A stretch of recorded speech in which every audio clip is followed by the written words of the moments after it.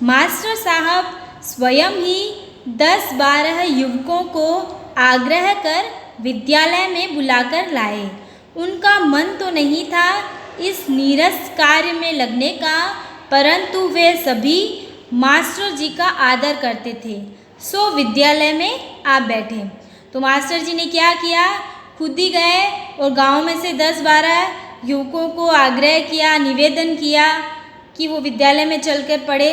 तो उनके आग्रह करने पर वो लोग स्कूल में तो आ गए थे, विद्यालय में तो आ गए थे, क्योंकि वो मास्टर जी का क्या करते थे, आदर करते थे इसलिए।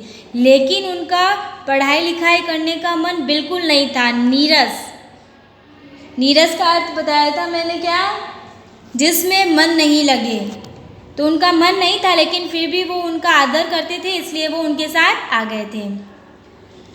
मास्टर जी उन्हें समझा रहे थे कि यदि थोड़ा बहुत पढ़ लिख जाओगे तो अपने आप चिट्ठी लिख पढ़ सकोगे, अखबार पढ़ सकोगे, खेती के बारे में नई नई जानकारी ले सकोगे।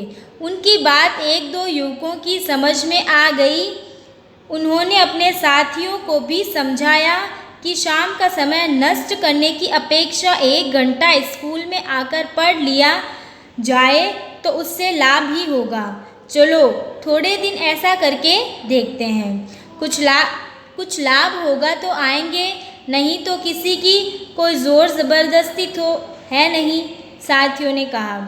तो मास्टर जी ने उन्हें समझाया कि अगर कुछ पढ़ लिख लोगे तो तुम चिट्ठी लिख सकते हो, चिट्ठी पढ़ सकते हो, और अपनी खेती से संबंधित जो भी जानकारी है वो तुम ले सकते हो, अखबार भी पढ़ सकते हो।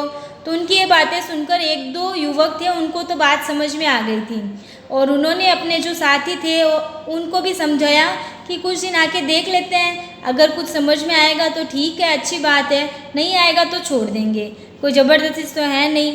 वैसे भी हम लोग इस समय क्या रहते हैं, फ्री रहते हैं, ऐसे ही खाली बैठे रहते हैं।